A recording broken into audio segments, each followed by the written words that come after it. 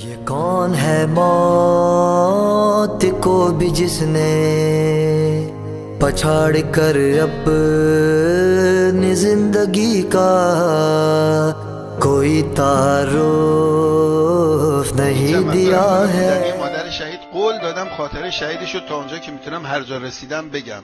بهش قول دادم. شهید یوسف داورپناه مادرش میگفت حاجی وقتی من خاطره بچه‌مو میگم 1 ماه مریض میشم، ولی براتون میگم، گفت من مظلوم ترین مادر شهید تو ایرانم. خیلی تعجب کردم، حرف خیلی بزرگیه، ادعای زیادیه. گفتم حاج خانم ببخشید چی شد؟ گفت بچه‌م تو فتح خرمشهر و نفا بود و بعد ما هم توی ارومیه بودیم و یه باغی داشتیم تو سقز و بچه‌م اومد اونجا و فهمیدن بچه رزمنده بوده. گفت کموله ها اومدن گرفتنش، بهش گفتن به امام توهین کن، نکرد و میگفت که بچه‌مو بستن به اسطوره، به گاری. خلاصه شو گفت دیگه، چون که بغل من نشسته بود داشت بدنش میلرزید. میگفت سر بچه‌مو بریدن، میگفت با ساطور دستاشو قطع کردن، میگفت پاهاشو با ساطور قطع کردن، گفت بعد شکمش رو پاره کردن. ببخشید اینطوری دارم خاطر میگم، میخوام بگم که چه کسایی سوختند که من و تو امروز وایسیم نذاریم سوز هیئت بیفته، نذاریم اون شور و اون هیجان و اون تاب و تب هیئت بیفته. بعضیا انقدر بیتابی کشیدن. گفت بعد که همه این کارا رو باش کردن به من گفتن به امام توهین کن. گفتم نمیکنم.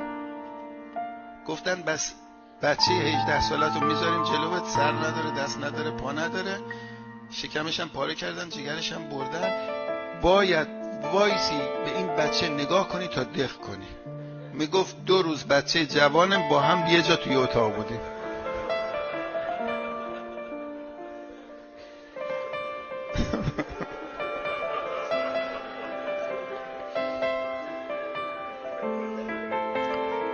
بعد میگفت که بعد 2 روز گفتم آخه نمیشه که اینطوری با یه حالت بشین. گفتن که حالا خودت دفنش کن. میگفت چیزی نداشتم، با دستام داشتم زمین رو میکندم، هی میگفتم یا زهرا یا حسین. میگفت انگارن تمام عالم اومده بود کمک من داشت کمک میکردن، زمین رو چال کردم. میگفت وقتی زمین رو چال کردم دیدم کفن ندارم. بعد میگفت یه تیکه چادر رو ما برداشتم، جوون ما توش پیچوندم. خدایا فقط اگر همین شهید داورپناه بیاد جلو ما وایسه بسته دیگه. میگفت تو چادر پیچیدم، چه کار کنم حالا چجور بذارمش تو این چاله‌ای که کندم؟ نه نماز خوندن، نه تشییع جنازه خوندن برای بچه‌م، گریه میکرد. میگفت که نهایتا اجازه دادن باباشم اومد.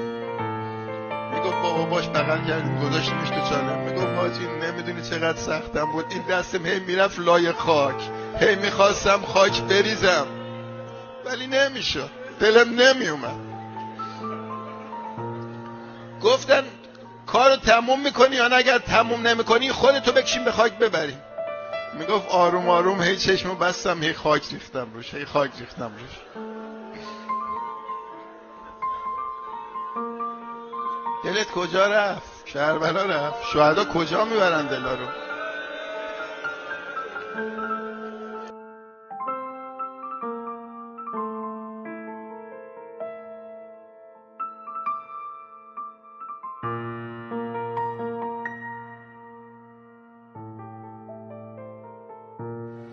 گفت حاج حسین من یه خواسته دارم.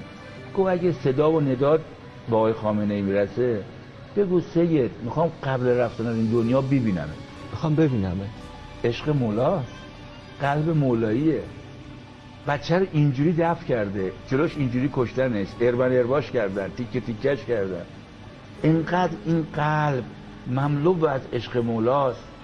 میگه فقط دوست دارم آقا رو ببینم قبل رفتن. حساب کربو بلا سے موتی وفا و نصرت